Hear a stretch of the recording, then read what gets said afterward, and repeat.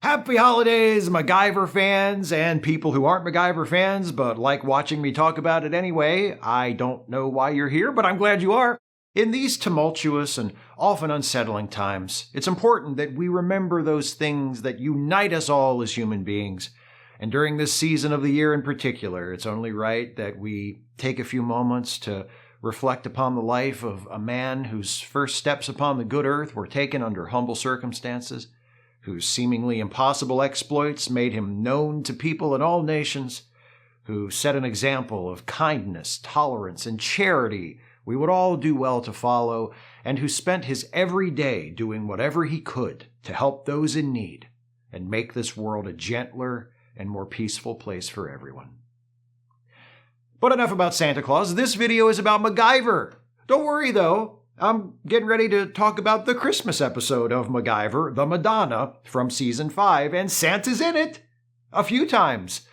Sort of. We'll get to it. And if you prefer a sacred Christmas to a secular one, you're in luck as well, because as you may be able to tell from the title, this episode's got some Jesus shit in it too. For me personally, though, the best part of this episode, the number one reason to watch it, the thing that makes it a staple of my annual holiday viewing is not Santa Claus. I got nothing against Santa, but come on, I'm 43. I haven't believed in Santa Claus for like 20 years. And it's not Jesus, or more specifically, Jesus' mom.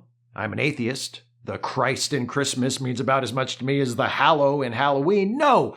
The best part of this episode, if you ask me, is the presence of one of the greatest recurring characters in all of cheesy 1980s action-adventure TV, a character who has never gotten his due from the general public, an unsung hero, an unheralded king, a man known simply as Breeze. Now see, for those of you who aren't massive MacGyver nerds, that reveal probably fell flat. The holidays are a time of redemption and new beginnings. Maybe you should take this as an opportunity to fix your life. I'll have a lot more to say about Breeze in a little bit. Now, let's get this sleigh ride started. We open at St. Mary's Church, where Mrs. Wilson is replacing candles and giving us all a nice long look at the statue of the Madonna. Mrs. Wilson is Irish, but her accent only really comes out when she's saying the name of the church's pastor, Father Lafferty. She heads to the back to get some more candles, where she finds Father Lafferty obsessively polishing a table. While they exchange some small talk, they hear a noise from out in the chapel, like the sound of someone pushing a cart with a squeaky wheel. Mrs. Wilson walks back out there and notices right away that the Madonna is gone. Father Lafferty! Father Lafferty! Cut to MacGyver and Pete loading a bunch of Christmas presents into the back of a van. The radio is playing Christmas music, specifically I'll Be Home for Christmas, which MacGyver shuts off in annoyance. Oh yeah, by the way, it turns out MacGyver is a great big Scrooge. But he has a good reason. See, a while back, his mom died at Christmas time, and because he was out of the country doing MacGyver stuff when it happened, MacGyver wasn't there. So ever since then, he's been like, to hell with Christmas. Meanwhile, in an alley nearby, two wayward teens amuse themselves by robbing a homeless old woman of the shopping cart which contains all of her worldly possessions. She chases after them but falls to the sidewalk. MacGyver and Pete come to the rescue, with MacGyver retrieving the shopping cart from the fleeing teenagers, shouting after them in his best Dirty Harry, "Yeah, Merry Christmas to you too, punks!" Pete bends over and wrenches the old woman to her feet. Her name is Carol, and Mac and Pete are concerned about the big ol' ugly boo-boo she's got on her hand from the fall, so they offer to take her with them. I guess if she hadn't sustained a minor injury, they would have just left her there on the street. But they load her and her shopping cart into the van and drive to the Challengers Club, an inner-city youth center/shelter where MacGyver spends a lot of time volunteering. Before Mac, Pete, and Carol arrive, we cut to the Challengers Club and find some kids playing basketball. The ball gets away from them, rolls over to Cynthia, the director of the Challengers Club, and who should come over to get the ball but the man, the myth, the legend, Breeze. There he is! Cynthia's like, "What's this?" And Breeze says, "Looks like a basketball to me." You should know better than that, Cynthia. Giving Breeze an opening like that? Did you forget who you're dealing with?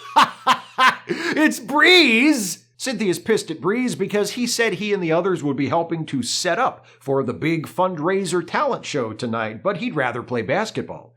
Cynthia, you fool, thinking you can control the breeze when the breeze takes whatever direction it will, you cannot direct it. And if you are wise, you will not stand against it. Anyway, MacGyver and Pete and Carol pull up in the van, and Breeze and the others help to carry the presents inside. Cynthia tells Carol she can stay at the Challengers Club, and then she has a quick, as you know, conversation with MacGyver and Pete about the precarious financial situation of the club. If tonight's fundraiser isn't a huge success, they'll have to shut this place down. Breeze is relaxing after the presents are all unloaded, but Cynthia fusses at him, urging him to get back to work because the others follow his example, since the youngsters who congregate at the Challengers Club worship Breeze like a god, as well they should. Breeze responds to Cynthia's plea with the immortal line, "Chill out, woman! What I need with this Christmas game?" What indeed, Breeze? What indeed? Elsewhere in the Challengers Club, Carol makes herself at home and turns on the TV, which is playing a news report about the theft of the Madonna from St. Mary's. Pete's like, "Hey, isn't that Father Lafferty, your old friend from Minnesota?" MacGyver's like, "Yeah, let's go see if we can help him find his stolen Madonna." So MacGyver and Pete go to St. Mary's. MacGyver and Lafferty greet each other. Mac's like, "It's still weird to me that you wound up becoming a priest. You're not a kid toucher, are you?" Lafferty's like, "I keep telling you, some of us aren't kid touchers." They talk about the stolen Madonna, and Mrs. Wilson walks in to blame the theft on a guy named Vincent Battaglia, the artist who carved the Madonna and donated it to the church 20 years ago, but who has grown bitter and lost his faith since the death of his wife. Father Lafferty doesn't think Battaglia is the culprit, but it's probably worth a conversation all the same. So Mac and Pete drive over to Battaglia's shop in MacGyver's bullshit vintage pickup, which is inferior to his Jeep in every way, and when I think about how the producers had him swap the Jeep for this fucking two-tone monstrosity, it still makes me angry, and I shouldn't be this angry! It's fucking Christmas! Battaglia's a surly old bastard who doesn't want to hear about the church or the Madonna or anything, and he slams the door in their face. Pete's like, "Merry Christmas to you too, you bitter old shit." Then Pete takes it upon himself to critique the presentation of an obviously struggling Salvation Army Santa Claus. And look, I get it. The Santa suit and beard are filthy, and the dude isn't even trying, but he's obviously down on his luck, and it's Christmas, and maybe Pete can just let it go? Who elected him the Santa sheriff anyway? Have a little compassion. Anyway, it turns out this scumbag street corner Santa might know something about the theft of the Madonna, though. He offers to spill his guts in exchange for a charitable contribution, so Pete tosses some pocket change into the bowl. Scuzzy Claus is not impressed. He's like, "Okay, I know they call it dropping a dime, but it's going to cost you a little more than that." So Pete and Mac both throw in some bills, and non-custodial Father Christmas tells them that he saw a bag lady in the alley the other day, and she had something in her shopping cart that could have been the Madonna. Oh, Carol, if it turns out you stole a holy statue from a church at Christmas, you are way cooler than I gave you credit for. Before we leave the scene, we cut inside Battaglia's shop, where he pulls a box out of a cabinet and just kinda stands over it, looking like a sad mime who left his makeup on too long and it's soaked into his face. MacGyver and Pete return to the Challengers Club to find Carol assaulting a guy in a Santa costume with a broom. Jesus, guys playing Santa Claus are having a rough time of it in this episode, aren't they? This Santa showed up drunk, to which Carol takes violent offense because, as she puts it, you are wearing the uniform of a saint. And also, presumably, because she finds the scenario somewhat derivative of Miracle on 34th Street. MacGyver and Pete bashfully ask if they can have a look in her shopping cart, and she agrees, but it's okay. She didn't steal the Madonna, that was just a garden gnome in her cart. An adorable little girl named Violet gives MacGyver a homemade Christmas present, which is the only kind of present she can afford since her family lives in crushing poverty. I'm guessing. I mean, she is at the Challengers Club. Hey, maybe she's the daughter of that first scumbag Santa we met. I bet she could have afforded to get MacGyver a nicer gift if her dad wasn't so behind on his child support payments. But you know, he's headed straight to the liquor store the second he cashes that big fat Salvation Army Santa paycheck. It's a shame Violet's mom can't find herself a good man. Someone like Keep dreaming, Mama. You should be so lucky. Breeze and some of his teen disciples are moving the stage for the Christmas pageant into position when they accidentally knock over a rack of dumbbells, a minor mishap which immediately escalates into a huge argument between Cynthia and Breeze, ending with Breeze walking out. In despair, Cynthia retreats to her office and once again grieves the loss of her husband, Booker, gently caressing a framed screen cap from the episode where he was brutally murdered. Aww. With Breeze gone, MacGyver takes charge of the Moving the Stage project and does his only actual MacGyvering of the entire episode, improvising a way to use dumbbells as wheels to make moving the stage easier. It's okay. I guess he's taking a break for the holidays. Carol decides to use her magic homeless person powers and follows Breeze to the pool hall where he hangs out when he's not hanging out at the Challengers Club. Carol challenges Breeze to a game of pool. When he laughs and blows her off, she says, "I could whip you with one arm tied behind my back." Breeze looks at this old white lady like, "You could what?" But Carol, unhoused Carol who lives out of a shopping cart, puts her money where her mouth is, producing a $5 bill and placing it on the table. So Breeze thinks, why not take this destitute grandmother for everything she's got, and racks him up. Breeze pockets one on the break, then Carol uses witchcraft to cause him to miss the next one. Then, after she misses her shot, she uses witchcraft again to cause Breeze to prematurely pocket the 8-ball and lose the game. After pocketing $5 from Breeze, Carol takes the opportunity to guilt-trip Breeze into going back to the club and helping Cynthia to be there for her the way she's been there for Breeze and all the others. "Christmas isn't what you get," she says. "It's what you give." Moved by the words of this wise old white lady, Breeze returns to the Challengers Club and gets back to work, setting up for the pageant. Cynthia is pleased to see that Breeze has fixed his attitude. But hey, Cynthia, that's not how it is. Breeze doesn't fix his attitude because Breeze doesn't have an attitude. Breeze is an attitude. MacGyver pops back in at St. Mary's for some reason and finds Vincent Battaglia just kinda hanging out by himself in front of where the Madonna used to be. Mac's like, "Hi, Mr. Battaglia, what are you doing here? I thought you didn't care about the Madonna." And Battaglia's like, "I carved it 20 years ago with my own hands, and when my wife got sick, we came here every day and prayed to it for a miracle. Prayed to the same Madonna I carved. Is that egotistical? I don't care. All I know is our prayers went unanswered. Unanswered by a cold, cruel God. My wife died anyway, and all I was left with was this pain. You think I wanted this pain? Do you?" And he stomps away. MacGyver's like, "All I said was hi. Besides, we've all lost wives or mothers or whatever. Just get over it, you cranky old coot. God, I hate it when people don't get over the deaths of people they loved." It's time for the big Christmas talent show fundraiser. Turnout is good, but Cynthia is still worried because they need a bunch of money to keep this place open. While Cynthia leads Pete away to do a special favor, MacGyver deals with a minor crisis involving little Violet and a case of stage fright. He tells her about how when he was a kid and got nervous about playing at guitar recitals, his mom would make him feel better by saying their secret word, ice cream. "That's it?" Violet asks. And MacGyver says, "Yeah, whenever I was upset, my mom would just say the secret word and I instantly felt better." "But did you go out for ice cream afterwards or something?" "No, all she had to do was say it. So no actual ice cream was ever involved." "Nope." "MacGyver, I think your mom might have brainwashed you." Outside the office, Carol tells Father Lafferty how much she enjoys his sermons. She seems to know a lot about his preaching, even though he's never seen her before. She says, "Oh, you probably don't recognize me since I'm usually dressed more elegantly when I'm in the church."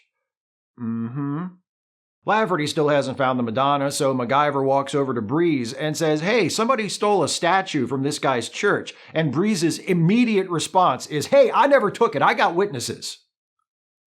I love Breeze more than I would love my own children if I had them.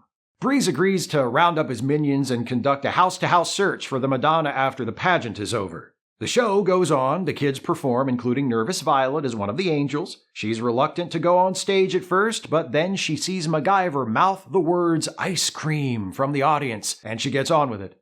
"Oh no, I've been brainwashed too." During a children's choir performance, MacGyver finally has enough of this Christmas bullshit and flees to the office, where Cynthia informs him they're still almost $3,000 short of what they need to save the Challengers Club. Right after that, after being publicly pressured into it by Breeze, demonstrating once and for all that he's the head motherfucker in charge around here, Cynthia takes the stage herself and sings I'll Be Home for Christmas, her and Booker's favorite Christmas song, and the one Christmas song apparently the producers of the show were willing to pay to license. MacGyver finally has enough of this Christmas bullshit again and flees to the hallway. Lafferty comes to find him and says, hey, dude, I know you're still bummed about being out of town when your mom died, but you should know that it wouldn't have mattered even if you were there because she had a stroke and her brain was oatmeal at the end. She just kept babbling on and on about ice cream. She was fucking crazy, man. Let it go. And MacGyver's like, ice cream? And instantly he lets go of his festering grief and guilt and is filled with the Christmas spirit thanks to his mother's brutal psychological conditioning. Carol grabs her shopping cart and sneaks away. Pete pays off that special favor to Cynthia by showing up dressed as Santa Claus to pass out those presents to the kids. I bet he hands a brightly wrapped package to little Violet and tells her, this is what Santa's supposed to look like, kid. Your daddy ain't shit. In the office, Breeze discovers that exactly the amount of money they needed to make up the shortfall and keep the club open has been left in the donation bowl, stuffed into a leather pouch belonging to Carol. So that's why she lives on the street. She spends every last dime she earns hustling inner-city kids at pool on keeping local community centers open. What an angel. The next morning, MacGyver and Pete show up at the church, and the Madonna is still missing, and Father Lafferty is still all morose about it. MacGyver's like, man up, you pious pussy. I got over losing my blessed mother, so you get over losing yours. That maudlin old mope Battaglia walks in carrying that mysterious box he had earlier. Inside the box is a little wooden baby Jesus he carved to go along with the Madonna. But after his wife died and he entered his fuck the church, I renounce God and all his works phase, he never brought it in. A minute later, a little kid walks in, pulling the Madonna along in his wagon. Lafferty's like, Casey, you took the Madonna? You're in a lot of trouble, young man. Now you're going to find out what happens to children who get sideways with a Catholic priest. But the kid insists he's innocent. What happened was, he promised the Madonna that if he got a new wagon for Christmas, he'd take her for a ride, because I guess he's a nice kid, but a little bit of a weirdo. He got his wagon, and when he got up this morning, the Madonna was there. So he brought her back. It's the season of forgiveness, so they all overlook the kid's highly suspicious story, and Battaglia puts the Madonna back on its altar. As he does, he notices that the hand of the Madonna has been damaged, in the same spot where Carol hurt herself when she fell. We freeze frame on MacGyver and Pete sharing one of those, can you believe this shit looks? And that's it! Merry Christmas, everybody! See you in January! You know, there's a lot about this episode to criticize and poke fun at, but as a lifelong fan of MacGyver, I've got to say, I don't know what more I could want out of a Christmas episode. Sure, he doesn't really invent anything. There's no preposterous improvised escape from a death trap, so if that's the only thing that draws you to MacGyver, you might be disappointed. But by this point in the show's run, it had largely pivoted away from the standard action-adventure formula and gotten comfortable doing its own thing. There were still lots of conventional episodes in this era of the show, MacGyver pulling out the pocket knife and duct tape and saving the day by the seat of his pants, but there were also more shows like this one. Quirky and character-driven, leaning into the humor and silliness more obviously and more confidently than was typical in earlier seasons. I mean, let's be honest, MacGyver was always an insanely ridiculous show. I say that out of love. That's one of the things I like the most about it. Plausibility and seriousness were never its strong suit. It has a silly premise, its scripts are contrived and formulaic, but it works due to the screw it, let's just go with it attitude of its storytelling, its earnest social conscience, and the unconquerable likability of Richard Dean Anderson. And all of those elements are present and accounted for in the Madonna. The writing of MacGyver is something I've enjoyed mocking in the past, and there are opportunities to do that here for sure, but I also want to compliment Kathleen Young, the credited writer of this episode, for some really impressive work. There's a lot going on in this one. So many balls in the air, and Young doesn't drop a single one. In the previous video of this series about the secrets of Parker House, I brought up how TV shows would make use of stock plots, stories that you see variations of in many different series. Of course, there are stock plots specific to Christmas, since lots of shows have done Christmas episodes, but instead of just picking one Christmas stock plot, it seems like Kathleen Young said, let's just do them all. And Christmas Miracle of Miracles. It works. Consider how many stories are happening at once in this episode. The missing Madonna, who is actually Carol, the magical homeless lady. MacGyver's antipathy toward Christmas, which is fueled by unresolved grief and guilt related to the death of his mom. Cynthia trying to keep the Challengers Club open. Breezy dealing with his own cynicism toward Christmas and rebelling at the expectation that he help others. Vincent Battaglia's loss of faith due to the death of his wife. Little Violet's stage fright, Pete's personal crusade against subpar Santas, Father Lafferty's dwindling hopes of recovering the Madonna before Christmas Mass. Is that all of them? Am I forgetting any? Every character important enough to have a name in this episode also has a little story of their own. A story with an arc, with a dilemma, and a resolution. And their stories intersect in various ways. Cynthia clashes with Breeze. Pete and Lafferty reach out to comfort MacGyver. MacGyver calls on memories of his mother to help Violet with her stage fright. MacGyver and Pete help out Lafferty by trying to track down the Madonna, and Carol serves as the connective tissue holding it all together by playing a part in almost everyone's story. I don't get to say this too often about MacGyver, but this is a genuinely well put together episode. And much to my delight, it also retains the cheesy charms of the series' less skillfully assembled installments. MacGyver's backstory involving his absence at the death of his mother, first mentioned in the previous season of the show, becomes an overwrought Yuletide tragedy. And it's resolved when MacGyver's sadness is washed away by a tidal wave of schmaltz when he learns that in her final hours, his delirious mother repeated their shared secret word for making everything better: ice cream. Finding that out makes everything better one last time. Cynthia's anxiety over the future of the Challengers Club provides Roxanne Reese with the opportunity for some first-rate scenery chewing, and then she gets to sing. Vincent Battaglia's story is the stuff of silent melodrama, and Anthony Holland acts it that way. Enduring TV veteran Jeanette Nolan as Carol, the fairy god bag lady, turns out to be the Madonna statue come to life. Everywhere you look in this episode, you see something corny, something ludicrous, something sentimental, something over the top. The very essence of MacGyver. And few characters, other than MacGyver himself, embody that essence more fully than my main man Breeze. Brought to life through an energetic and utterly unself-conscious performance by Charles Andrew Payne, Breeze is an inexhaustible source of entertainment. He is, in many ways, the ultimate recurring character for the latter half of MacGyver's run. An inner-city youth with a criminal past who reforms, devotes himself to volunteering in his community, but maintains a tempestuous, anti-authoritarian streak. He's a middle-class person's idea of a street kid. He's a young black man as written by well-meaning white liberals. He's everything about the simplistic, sometimes condescending, nearly always endearing social conscience of the MacGyver series, wrapped up in a peevish and pugnacious package. The Madonna is not his first MacGyver appearance. That would be the previous season's The Challenge, which also introduces the Challengers Club. But I think this is my favorite Breeze episode. He really gets to shine here. By turns angry, bratty, aloof, thoughtful, self-aware, and ultimately dependable. A hoodlum with a heart of gold, like something out of a goddamn Dickens novel. Which is only fitting, given that Dickens' most popular novel is A Christmas Carol, and this is a Christmas episode of MacGyver, where a magical woman named Carol helps MacGyver to rediscover his love for the holiday through 3 transformative interactions, with Vincent Battaglia, who is haunted by the sadness of Christmas past,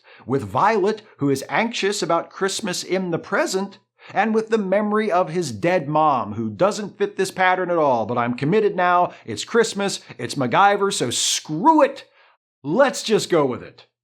Now, if you'll excuse me, I have a very heavy table to move, so I need to find some dumbbells. Thanks for watching, folks, and happy holidays. I hope Pete brings you everything you asked for.